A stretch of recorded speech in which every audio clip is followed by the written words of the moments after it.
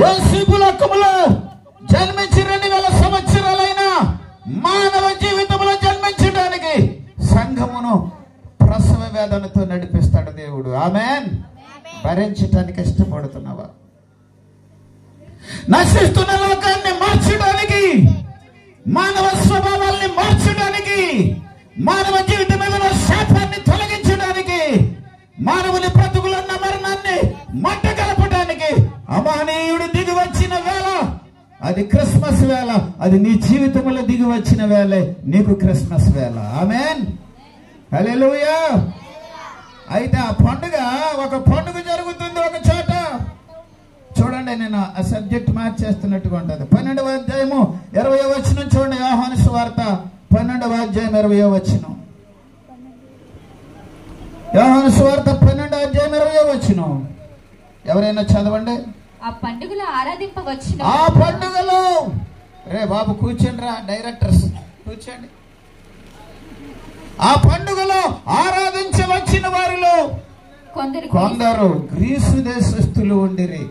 ఈ గ్రామంలో వినండి, ఎన్నో సంవత్సరాల నుంచి ఈ వీధుల్లో ప్రకటింపబడుతున్న మహనీయుడు రాత్రి నీ జీవితాన్ని దర్శించాలని ఆశిస్తూ ఉన్నాడు. ఇదొక పండగ దినమైతే, ఈ పండగ దినములో అక్కడ గ్రీసు దేశస్థులు ఉన్నారు. అక్కడ జరుగుతున్న పండగలో ఎందుకు వచ్చారట వాళ్ళు? పండగకు వచ్చారు. మంచి బట్టలు కట్టుకోలేక, భోజనాల కొరక, లేకపోతే సరదాగా చూద్దారనా? భోజనాలకు రావటం తప్పని అంటలేదు సమా, నేను వంటలు చేసుకోవటం తప్పని అంటలే, మనం భోజనం చేయాలి. అయితే వాళ్ళు ఎందుకు వచ్చారో తెలుసా? ఆ పండుగలో ఆరాధించుటకు వచ్చారు. ఆమేన్. హల్లెలూయా. ఎందుకు వచ్చారు? ఆరాధించుటకు. To bow down before the grace and throne of God. దేవుని కృపాసనం ఎదుట సాగిలపడటానికి, వారి హృదయాలు కుమ్మరించుకోవటానికి. అజ్ఞానులు ఏం చేశారు? వారు పెట్టెలు విప్పారు, బంగారము, బోలము, సాంబ్రాన్ని అర్పించారు. నువ్వేదక్కడ బంగారాన్ని, బోలాన్ని, సాంబ్రాన్ని నివ్వక్కర్లేదు. నీ హృదయాన్ని ప్రభు దగ్గర కుమ్మరించుకొని నువ్వు సాగిలపడి ఆ మహోన్నతుని ఎదుట నీ నోరు తెరిచి, ప్రభు నా జీవితంలో సహాయం చేయమని అడిగితే నువ్వు ఆయన దగ్గర సాగిలపడే అనుభవమే ఆరాధన. ఆమేన్. హల్లెలూయా. ఆ పండుగలో కొందరు గ్రీసు దేశస్థులు వచ్చారు. గ్రీక్స్ జ్ఞానులు వచ్చారు కదా నక్షత్రాన్ని చూచి. అలాగే అక్కడ ఒక పండుగ జరుగుతుంది. ఆ పండుగలో కొందరు గ్రీసు దేశస్థులు వచ్చారు. ఎందుకు వచ్చారమ్మా? ఎందుకు ఈ పండుగమ్మా? యేసు నేడు జన్మించాననే పండుగ. ఎక్కడ? బెత్లెహేములో. ఎప్పుడు? 2000 సంవత్సరాల క్రితం. ఈ రాత్రి నీలో జన్మించాలని ఆశపడుతున్న యేసుక్రీస్తు ప్రభుల వారు నీ హృదయాన్ని తెరిచి ఆయన దగ్గర సాగిలి పడితే ఆయన నీలోనికి వచ్చేస్తాడు. ఆమేన్. ఎందుకు వచ్చారట గ్రీసు దేశస్థులు? ఆయన ఆరాధించడానికి వచ్చారు. ఎవరిని ఆరాధిస్తున్నావు? ఏం ఆరాధిస్తున్నావు? నీ కొరకు భూలోకానికి వచ్చినటువంటి మహనీయుడిని ఆరాధించడానికి వస్తావా? తెలియని దానికి ఆరాధిస్తున్నావేమో, దేన్ని ఆరాధిస్తున్నావేమో. నీకు మహిమనిచ్చే మహనీయుడిని, నీ కొరకు భూలోకానికి వచ్చిన పవిత్రమూర్తిని, నీకు మహిమనిచ్చే ఈ శాంతి దూతను, శాంతి లేకుండా కొట్టిమిట్టాడుతూ, మరణ ఛాయల్లో మసలుతూ, గాఢాంధకారపు లోయల్లో సంచరిస్తూ, జీవితానికి గురు గమ్యం లేకుండా బ్రతుకుతున్న నీ జీవితాన్ని వెలిగించడానికి వచ్చిన ఈ పరిశుద్ధుడు ఈ పండుగలో నీవు ఆయన దగ్గరికి వస్తావా? వచ్చి నీ హృదయాన్ని ఆయన దగ్గర సాగిలపరుచుకుంటావా? ఆయన నీ దగ్గర సాగిలపడటమే ఆరాధన. నీ బ్రతుకుని పునీతంగా మార్చేస్తాడు మహనీయుడు. రాత్రి నీవెవరివైనా అక్కడి నుంచి వింటున్నావు, ఎన్నో క్రిస్మస్ ప్రసంగాలు విన్నా. రాత్రి ప్రభువు నిన్ను దర్శిస్తూ ఒక అవకాశాన్ని ఇస్తున్నాడు. మరొక క్రిస్మస్. ఏంటి ఆ పండుగ అంటే? నీ జీవితంలోనికి ఆయనే దిగి వచ్చేసి నీ బ్రతుకుని వెలుగుగా మార్చేటువంటి ఈ పండుగ. ఆమేన్. హల్లెలూయా.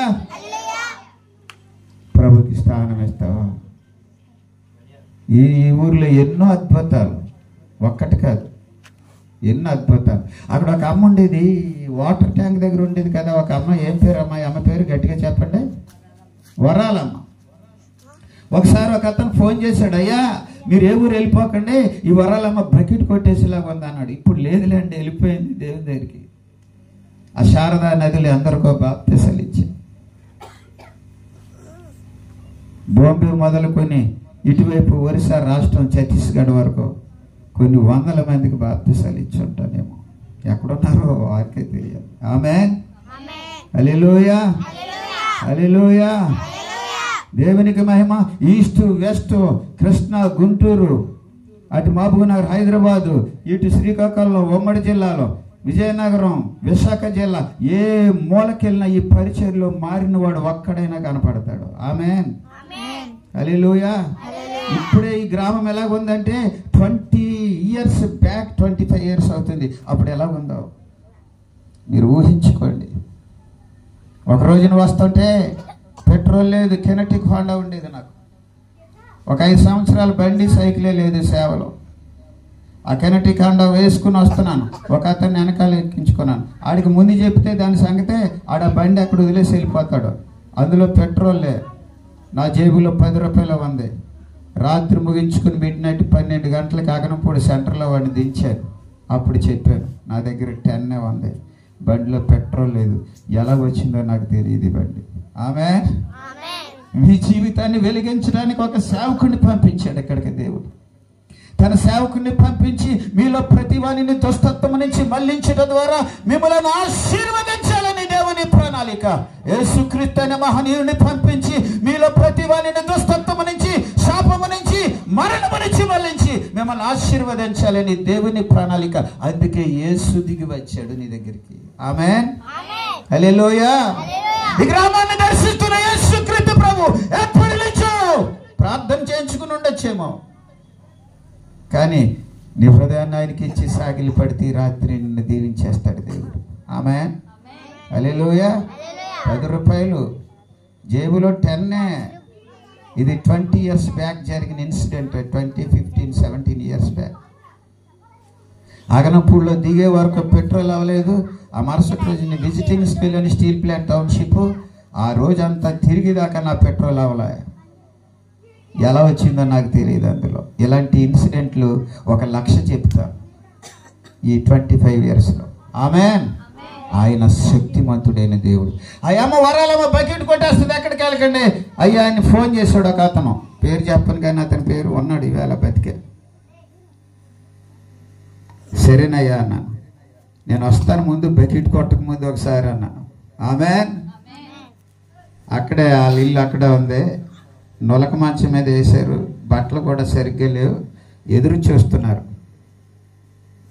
ఏమైందో వచ్చి చిన్న ప్రార్థన చేస్తే దేవుడు ఆ అమ్మ మీద చెయ్యి చాచాడు. మరణ శయ్య మీద నుంచి లేచి కొన్ని సంవత్సరాలు బ్రతికింది. ఆమేన్. ఇదే ఊర్లో ఇక్కడే ఉన్నారు ప్రత్యక్ష సాక్షులు. ఆమేన్, హల్లెలూయా. నిన్ను బ్రతికించే దేవుడు. అవునా కదా? నిలబడింది. సరే మీరు చెప్పు. రైట్, కూర్చో. ఆమేన్, హల్లెలూయా, హల్లెలూయా, హల్లెలూయా.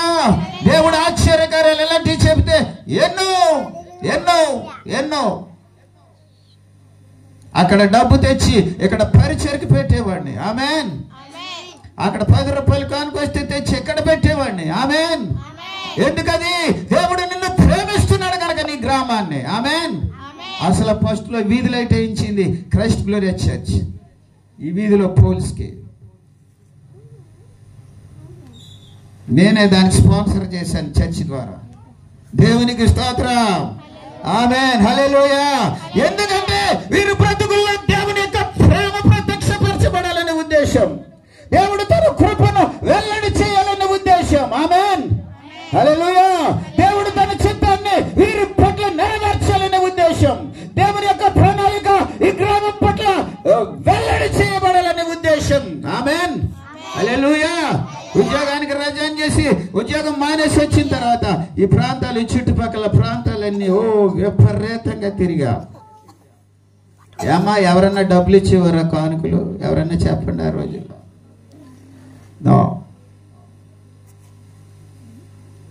ఎంత ప్రేమించాడో దేవుడి గ్రామాన్ని. ఆమేన్, హల్లెలూయా. కనుక దేవుని పిల్లలారా, ఆ పండుగలో కొందరు గ్రీసు దేశస్తులు వచ్చారు. ఈ రాత్రి వచ్చిన నీవు, ఈ రాత్రి గ్రామంలో వింటున్న నీవు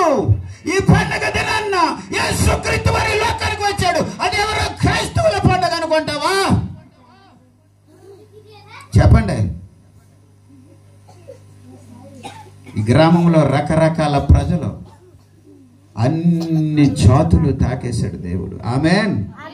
హల్లెలూయా, హల్లెలూయా, హల్లెలూయా, హల్లెలూయా. దేవుడు తన కృపను వెల్లడి చేశాడు. ఈ శారద నదిలోనే ఎందరో బాప్తిసం పొందారు.